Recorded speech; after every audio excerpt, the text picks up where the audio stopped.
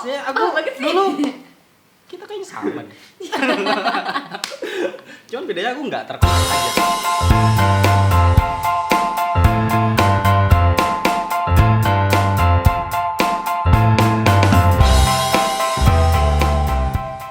Nah, kali ini sekarang saya bersama Mbak Umul Khoir. Ini dipanggil Mbak Umul apa dipanggil Mbak Khoir? Oh iya. Soal panggilan itu sebenarnya banyak ya.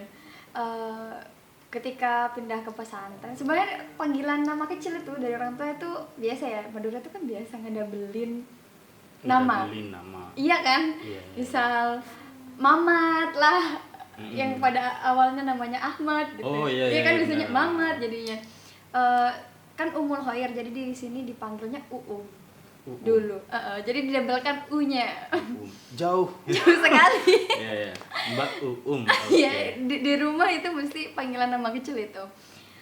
Pindah kemudian ke pesantren, teman-teman entah kenapa dulu saya memperkenalkan diri sebagai Khoir dulu. Khoir. Dulu itu Motivasi SD, SMP. SMA. Oh, SMA. SMA di pondok, jadi itu bilangnya Khoir. Jadi Khoir. mbak-mbak di pesantren mempunyai Khoir. Pindahlah ke Malang, mungkin kesulitan ya teman-teman Jawa, lidahnya kan susah untuk Susah. manggil Khoir gitu. Agak medok ya. Khoir ini kan aslinya bagus kan? Iya. Iya, bahasa Arab Iya. kan. Wah, Khoir ternyata dia artinya- pinter bahasa Arab ya. Dulu waktu saya sekolah madrasah gitu. Ini kan sekolah madrasah semua ini. Asik. Saya sempat mengikuti tulisan-tulisan Mbak di Instagram yang menusuk-nusuk hati. Ya. Asik. Bahasa Arabnya itu menusuk-nusuk kolbu. Bener deh, pantas di madrasah ini. Iya, karena kebetulan saya suka kegiatan tulis menulis, merangkai kata, menjahit kalimat. Oh, asik. Kok lebih puitis ini jadi? Penulis sastra ya. Sastrawan ya berarti ya. Wah, Terlalu terlalu ini ya istimewa ya sebutan Eh, itu. Anggaplah berkarya aja ya. Berkarya umum. Iya, aku pikir aku lebih suka aja dibilang Berkarya. berkarya aja Oke, gitu. berkarya. Kalau sastrawan, wah itu kayaknya harus titel yang aku harus benar-benar mendalami tentang ya sastra. Beda lagi dengan ya sekarang kan banyak sih sastra pop. Ya anak-anak zaman now gitu itu kan justru yang laku kayak gitu sekarang. Ya, benar-benar. Jadi aku mengikuti arus aja gitu. Nah, mulai suka dan tertarik untuk memasuki dunia seperti itu sejak kapan? Aku sebenarnya sudah sejak di pesantren suka sih ya nulis. Karena dunia pesantren waktu itu sudah dunia yang puitis gitu. Iya. Tergantung pesantrennya, pesantren mana? Ya entahlah. Biasanya memang di pesantren kita dikenalkan dengan syair-syair, syair-syair Arab. Itu kan sebenarnya sudah puitisnya di situ. Dan secara tidak langsung saya terpengaruh dengan dunia itu. Mereka suka menulis, mereka suka membaca. Mereka bahkan kemana-mana itu bawa buku harian. Harian, diary. Iya, Ya, diary. Hal apa sih sebenarnya yang menarik di pesantren untuk ditulis selama sehari-hari? Itu kayak aku dalam sehari itu harus menulis, entah cuma receh, remeh lah ya, kayak semacam wah hari ini aku dikunjungi, aku Ya kan, senang sekali. itu tahunya gitu. sekarang kalau itu Iya. receh, kalau dulu kan enggak. Iya, jadi hal-hal seperti itu tuh dulu ditulis.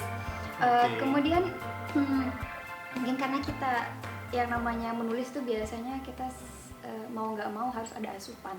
Iya, benar. Karena terlalu banyak asupan waktu itu kita tidak ada hiburan, kita membaca mau nggak mau harus membaca, bukan mau nggak mau ya, nggak ada hiburan lain, nggak ada Iya, HP, nggak ada nggak apa ada. gitu ya.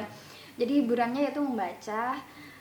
Dari situ kemudian aku kok kayak pengen membuang apa yang ada di kepala ini gitu. Jadi secara tidak sadar ditumpahkan aja gitu.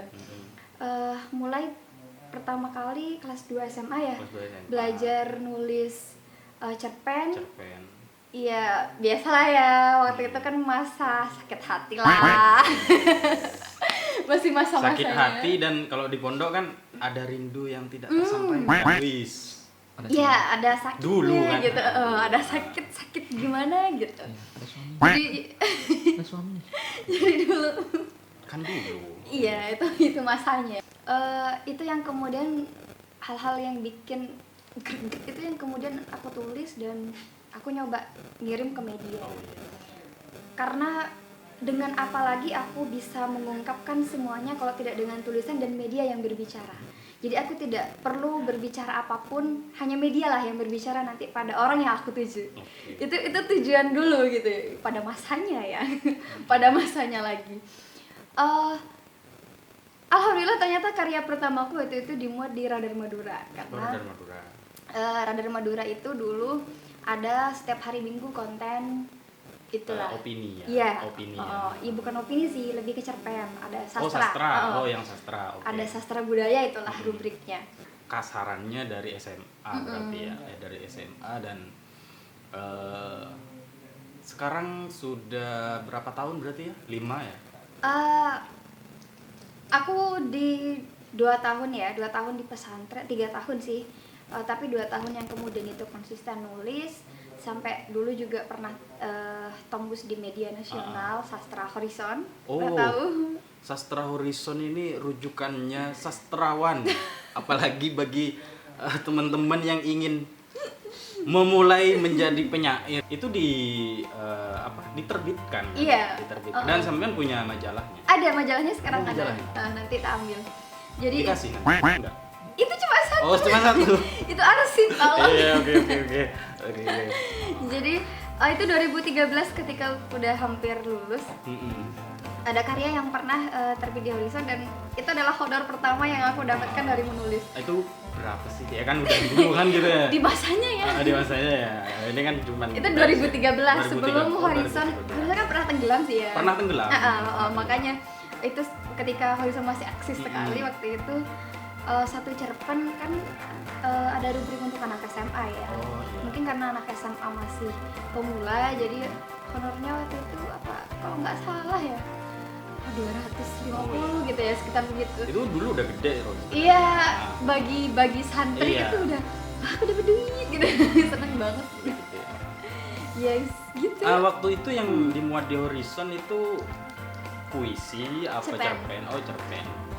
Aku lebih berhasil di cerpen entah Di ya. awal-awal cerpen ya. Awalnya penyuka puisi sih. Penyuka puisi. Nulisnya di puisi. Tapi pada akhirnya nyoba di cerpen. Ketika yang aku kirim ke media itu mesti yang dimuat cerpen gitu. Puisinya berarti ramai banget ya gak diterima. Karena waktu itu kiblat sastranya kan harus kental ya. Harus kental. Beda sama sekarang. Kalau sekarang kan ya Iya. harus bisa dicerna siapapun sih aku pikir. Nah, di pondok itu kan padat banget kan kegiatannya. Banget. Padat banget kan. Bahkan jam 12 tuh baru tidur. Iya, jam 11 itu saya juga mondok dulu, guys. Nah, santri ya. Dan masih santri harusnya. Harusnya masih santri. Karena titel santri nggak akan pernah lepas. Iya. Semoga masih santri. Santri masih. Oke. Di pondok itu padat. Nah, sekarang ini ya nggak cuman mungkin saya aja ketika banding-banding saya sekarang ini kepadatan aktivitas di sini itu esensinya, value-nya itu tidak seesensi di pondok. Kalau di pondok itu kan pergantiannya kan berjemaah ngaji. Di sana teratur sekolah, sekali. teratur gitu. sekali dan itu hal-hal positif semua. Dan gitu. kita itu kayak aktivitas tuh plek enak ya tertata, tek Iya, jadwalnya tuh jelas iya, gitu. bener. Nah, aku pengen tanya, dulu itu gimana sih cara ngatur waktu di luar kegiatan tulis menulis yang itu udah padat banget. Itu gimana? Harus ngorbanin nggak tidur mungkin ya? Enggak sih, enggak juga sih. Dulu ya, waktu yang paling aku sukai dalam ketika menulis itu biasanya selepas sekolah. Sekolah itu kan jam 1 selesai. Iya. Jam 1 selesai, aku biasanya nggak pulang dulu ke pesantren. Ikan di sekolah tetap. Kebetulan waktu itu juga pengurus OSIS, DPS waktu itu. Jadi aku memanfaatkan waktu setelah di masa zuhur itu. Jadi aku sholat di sekolah, aku nulis gitu. Anukoya, habis itu lulus dan kuliah di Malang di kampus Unisma jurusan bahasa Inggris. bukan nggak nyambung. Banyak yang seperti Iya, itu, iya. Mak. Dulu Banyak yang pengen, seperti itu. dulu pengennya bahasa Indonesia. Dulu. Harusnya bahasa Indonesia lebih mending ya, sekalipun nggak pas sastra gitu ya. Iya, Kita karena sastra. dulu ya ketika SMA aku lagi gila-gilanya gitu ya, gila nulis gitu. Jadi aku mau kuliah, mau ngambil jurusan sastra, gitu, Sastra. sastra Indo. Saya mikir lagi, kayaknya menulis itu bisa dipelajari di luar bangku kuliah sih. Di luar Aku pikir bangku kuliah. waktu itu aku berpikir begitu ya. Pada akhirnya oke lah, aku sekarang ngambil bahasa Inggris mungkin ya karena aku juga suka itu sih. Oh, juga Ya. suka bahasa Inggris. Jadi di pondok itu selain aku menulis, aku juga aktif di kamar khusus LSO bahasa Inggris LSO. gitu. Oke. Makanya sampai jam 12 malam tuh baru tidur karena aktivitasnya di kamar itu ya, kamar bahasa Inggris masih ada repetition. Oh, repetition. Iya, aktivitas Ya, ya memorizing belajar vocabulary. Iya, ya, kamu Ya, aku banget sih. dulu kita kayaknya sama deh.